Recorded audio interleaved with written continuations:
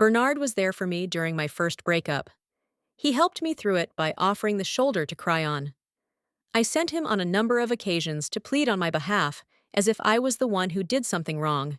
He did, but the guy never came back to me. Then I started going out with Martin, a man who was very well known around the block. Bernard didn't like the idea. He knew Martin too well and knew what he was capable of. I didn't listen to him. A year or so into the relationship, I got pregnant by Martin. I wasn't ready to mother a child, but if Martin agreed for us to keep it, I would have. He was everything to me. The night I broke the news to him, he asked, "Are you ready to be a mother?" I told him, "I'm not, but I wouldn't mind being a mother, just for you." He told me not to get ahead of myself. He told me again that the situation wasn't right for us to keep a baby. We agreed to let it go.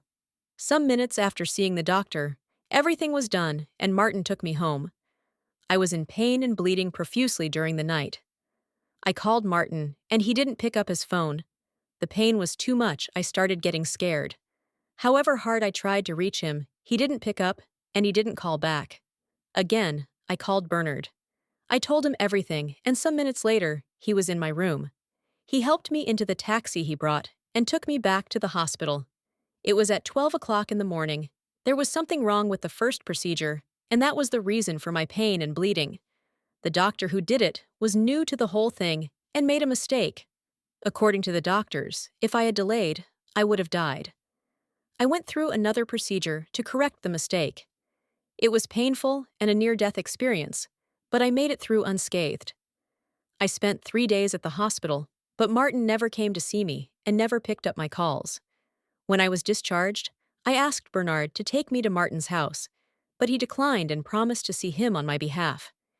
He did see him, and Martin's response was that he wasn't sure he was responsible for the pregnancy, and as such had left me on suspicion of infidelity. Bernard insulted him and nearly had a fight with him. I visited his house when I got well. It was late one night. I stood behind his window and called his phone. More than 15 times I called. I heard the phone ringing, but he never picked up. And then I heard a woman's voice. I heard them both giggling. That got me triggered, so I started knocking on his door and shouting his name. "Martin! Martin! Martin! I know you're there. I know you're there with a woman. Open the door and face me man to woman." The room went quiet. Not even a word came from him. I tried calling his phone again, and it was off.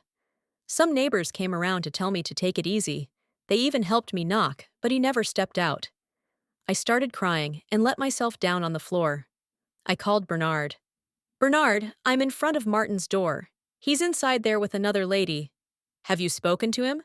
"No, he won't open the door, and he won't pick up his phone, but I'm ready to sleep here till morning to see that lady he's in there with." I knew Bernard was going to come over after the phone call, and he did come. He spoke to me about knowing my worth and letting it go. I grudgingly accepted to leave with him. That was the end of Martin's chapter in my life. I healed. Just when I was in the process of moving on, Bernard proposed to me. "Bernard, you're a good person, and the only man I believe in," I said. "Don't do this to our friendship. Love will ruin us." He said he wanted to prove himself to me. He wanted to prove he could love me better than any other man. He didn't want friendship again. He wanted more. He was as insistent as he was persistent.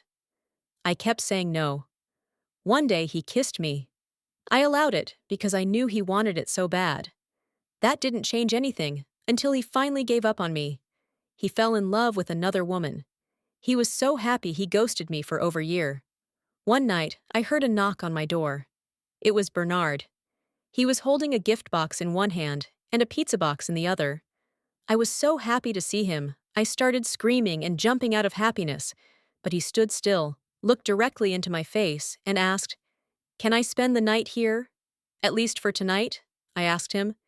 "You look worried. Is anything the matter?" He answered, "I paid a surprise visit to my girlfriend. I went with these gifts for her. She was lying naked with a man she always told me was her uncle." I didn't know what to say to console him. I said, "I thought you guys were happy." He answered, "Yeah, we were, but the truth found me. I was only playing a losing game with her." He cried a little. I laughed a little loud in my head. Love was wrong, but one thing was right. My lost friend had found his way home, and that was so right with me.